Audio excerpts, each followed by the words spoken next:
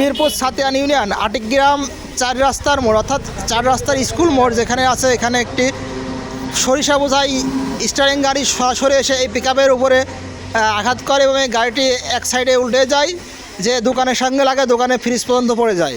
আসলে এই 4 রাস্তার মোড়ে যারা আমরা গাড়ি চড়াই, স্টিয়ারিং গাড়ি বা যে কোনো গাড়ি, এই রাস্তা পারাপারের সময় অবশ্যই আমরা সজাগ থাকবো যেন এমন কোনো অ্যাক্সিডেন্ট না হয়।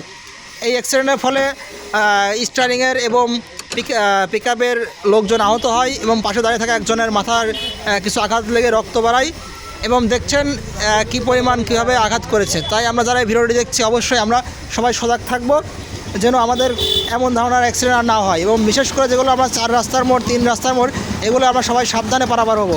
সবাইকে ধন্যবাদ এবং এই ভিডিওটি লাইক কমেন্ট শেয়ার করবেন যেন সবার ভিতরে একটা সচেতনতা বৃদ্ধি পায়।